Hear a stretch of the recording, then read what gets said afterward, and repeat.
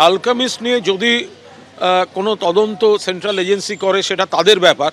তারা কোথায় চিঠি দেবে, কাকে কি জিজ্ঞাসা করবে, সেগুলো সম্পূর্ণ তাদের ব্যাপার। আমি শুধু এইটুকু বলতে পারি, অ্যালকেমিস্ট নিয়ে যদি তদন্ত হয় তাহলে তো প্রথম অ্যারেস্ট করা উচিত মিঠুন চক্রবর্তীকে, যিনি অ্যালকেমিস্টের ঘোষিত ব্র্যান্ড অ্যাম্বাসেডর ছিলেন, যিনি অ্যালকেমিস্টের হয়ে প্রচার করতেন, যার ছবি দিয়ে অ্যালকেমিস্ট প্রচার করতো।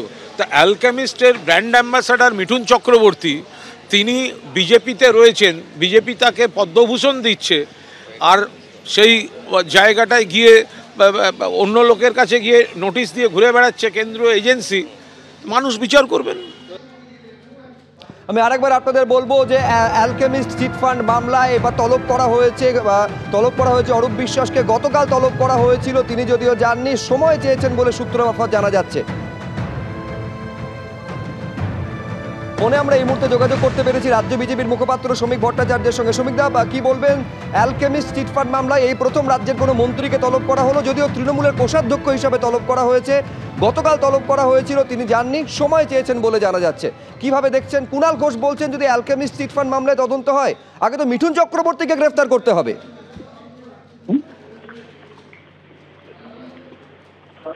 দেখুন, কুণাল ঘোষ কোনো ব্যক্তিগত আক্রমণের স্তরে যেতেই পারেন।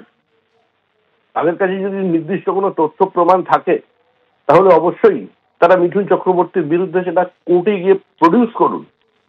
ধরনের বিবৃতি দিয়ে একজন এ ধরনের অত্যন্ত সামাজিক উচ্চতার মানুষকে গালিবালিপ্ত করার বা ব্যক্তিগত আক্রমণ করার কি কোনো প্রয়োজন আছে? আজকে আদালতের নির্দেশে তদন্ত চলছে। যদি প্রতিহিংসা মনে হয় তার জন্য তো আদালতের দরজা খোলা। যদি মনে হয় ভোটকে সামনে রেখে রাজনৈতিক উদ্দেশ্য চরিতার্থ করবার জন্য ইডি সিবিআই এর আবার ব্যবহার হচ্ছে অ্যালকেমিস্টের মামলায়, তাহলে সেটাও তো আদালতে গিয়ে বলতে পারেন। তৃণমূল কংগ্রেস বারবার আদালতে যায়, আদালতে গিয়ে ভর্ৎসিত হয়, তিরস্কৃত হয় এবং তারপরে আদালতের অবস্থান তৃণমূলের বিরুদ্ধে যায়। সুতরাং যে তদন্ত হচ্ছে, তদন্তের পথে চলুক। মানুষ এখন ইলেকশন মোডে চলে গেছে। দীর্ঘদিনের এই আইনি লড়াই, এই তদন্তের দীর্ঘসূত্রিতা মানুষকে অনেকটাই হতাশ করেছে। মানুষ এখন অরূপ বিশ্বাসকে চায় না। অরূপ বিশ্বাসের ওপরেও যদি কেউ থেকে থাকে, তারা প্রকৃত এই দুর্নীতিটাকে প্রাতিষ্ঠানিক রূপ দিয়েছে, তাদের খুঁজে বার করতে চায়। মূল উৎস সন্ধানটা মানুষ চায়। আর সেটাতে যত তাড়াতাড়ি যদি কিছু হয় তাহলে মানুষের আশা পূরণ হবে। এটা পশ্চিমবঙ্গের মানুষ কোনো ব্যক্তিগত ছোটখাটো কেউ গ্রেপ্তার হবেন এটা তো চাইছে না। অরূপ বিশ্বাসকে ডেকে পাঠিয়েছেন, আপনি বলছেন কোষাধ্যক্ষ হিসেবে।